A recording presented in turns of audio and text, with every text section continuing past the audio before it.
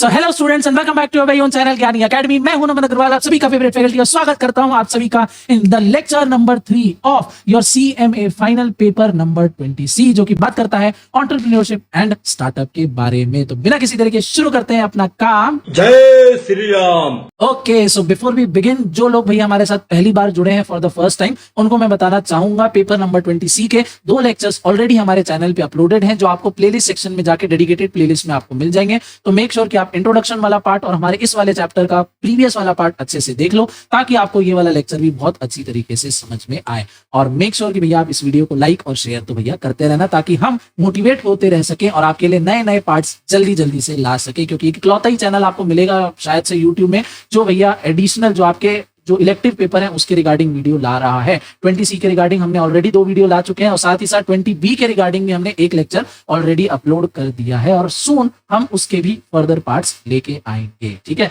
तो आते हैं हम अपने आज के टॉपिक पे। तो जैसा कि लास्ट लेक्चर में मैंने बताया था कि आज अपन देखने वाले हैं 2 topics, that is barriers to entrepreneurship पहला, और दूसरा हमारा टॉपिक आज का होने वाला है रिस्क टू एन एंटरप्रेन्योर। तो टोटल 2 टॉपिक्स हैं आज के इस लेक्चर में अपन कवर करने वाले हैं। तो फटाफट से स्टार्ट करते हैं और आते हैं बैरियर्स टू एंटरप्रेन्योरशिप पे। Every entrepreneur aims to follow their passionate approach and convert it into a successful business by earning more and more profits and creating goodwill in the market। क्या बोल रहा है, हर एक एंटरप्रेन्योर का ये सपना होता है, ये ड्रीम होता है कि जो उसका पैशन है, जो उसका ड्रीम है, उसके लिए वो काम कर सके, उसको एक सक्सेसफुल बिजनेस एंटिटी में कन्वर्ट कर सके, खूब सारा पैसा कमाए और खूब मार्केट में भैया अपनी गुडविल बनाए, खूब इज्जत रिस्पेक्ट बटोरे मार्केट में।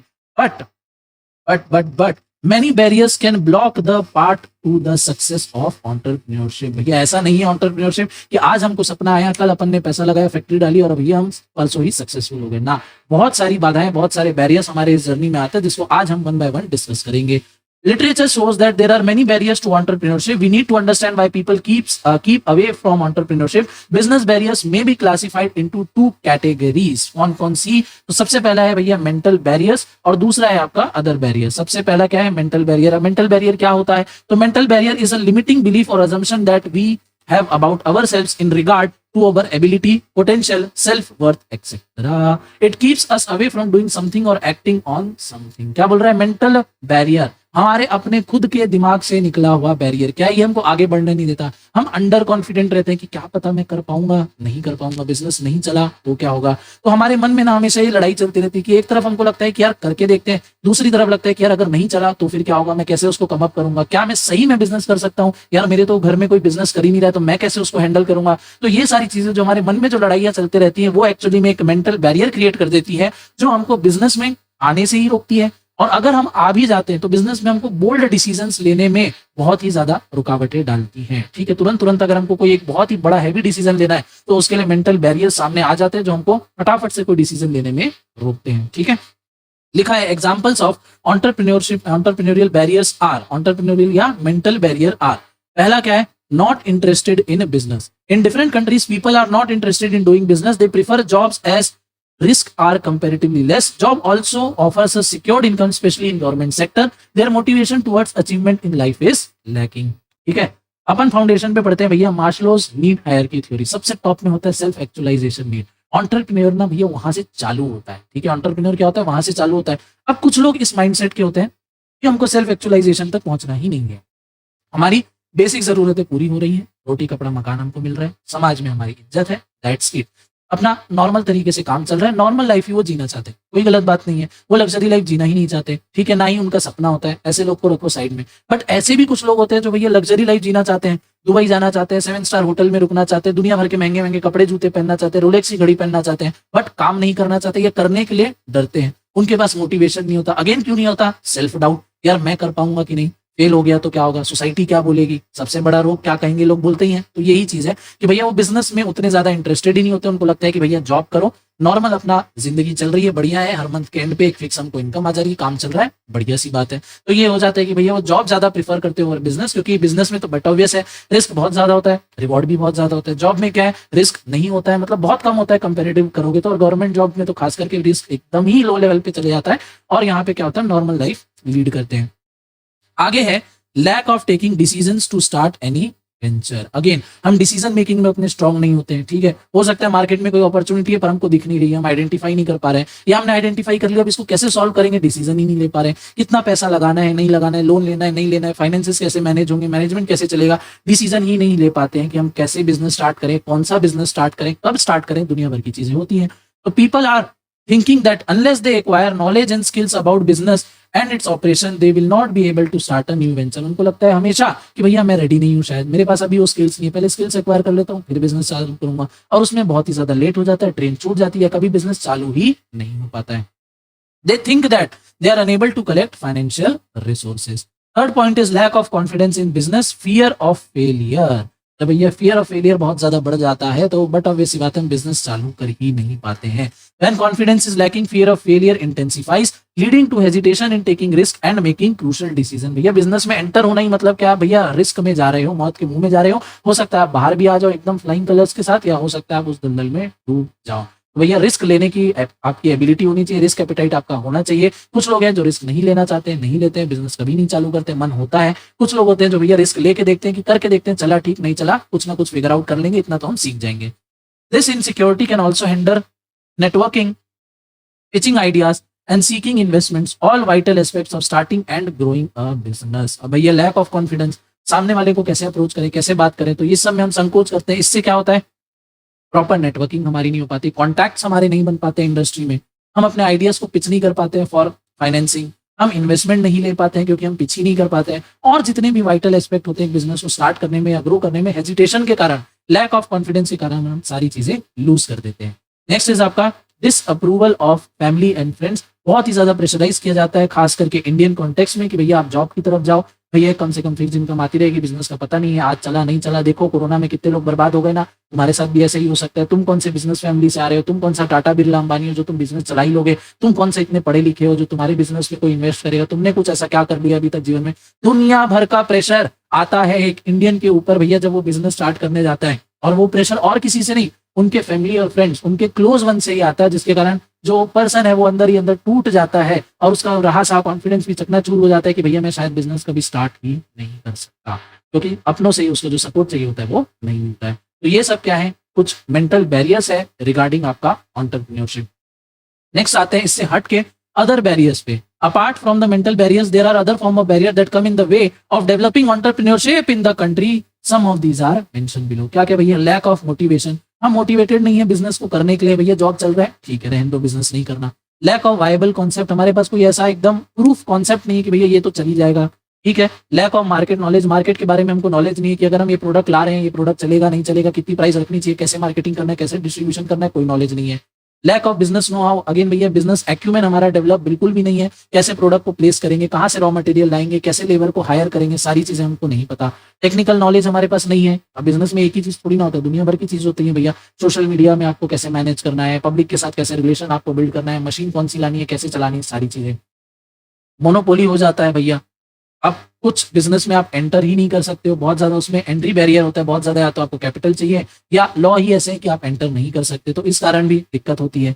नेक्स्ट इज आपका लीगल कंस्ट्रेंट एंड रेगुलेशंस, तो भैया लॉ के कारण जैसे मैंने आपको बोला बिजनेस में एंटर ही नहीं हो सकते। लैक ऑफ सीड कैपिटल या working capital, initial capital business को रन करने के लिए, बिजनेस को स्टार्ट करने के लिए हमारे पास अवेलेबल नहीं होता है। नेक्स्ट इज आपका the inability of commercial application of an innovative idea. Idea तो हमारे पास बहुत सारे हैं बट उसको कैसे हम कमर्शियली अप्लाई करें, कैसे उसको एग्जीक्यूट करें, ये हमको नहीं आता है, हमारी एबिलिटी डेवलप नहीं होती, जिसके कारण हम बिजनेस में एंटर नहीं हो पाते हैं।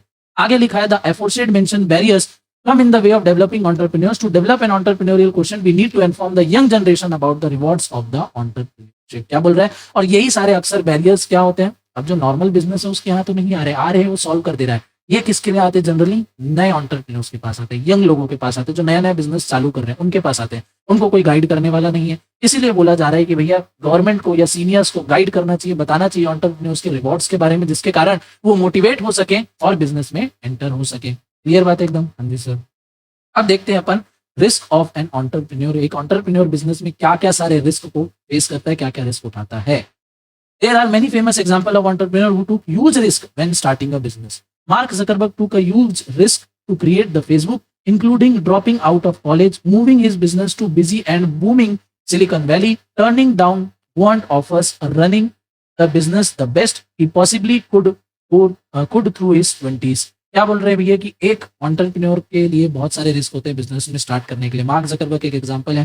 फेसबुक चलाने के लिए, जो आज के डेट में मेटा हो चुका है, फेसबुक चलाने के लिए कॉलेज से उनको ड्रॉप आउट करना पड़ा। फिर देखा कि भैया आसपास बिजनेस का माहौल नहीं मिल रहा, तो बिजनेस का माहौल का है सिलिकॉन वैली में, अमेरिका में जगह है, तो सिलिकॉन वैली में वो चले गए कि वहां पे मैं बिजनेस माइंडेड लोगों के साथ रहूंगा तो मेरे को आइडिया आएगा, मैं डेवलप कर पाऊंगा अपना बिजनेस। बहुत सारे इनिशियल टाइम में उनको ऑफर्स आए कि भैया इतना पैसा ले लो, कंपनी हमको दे दो।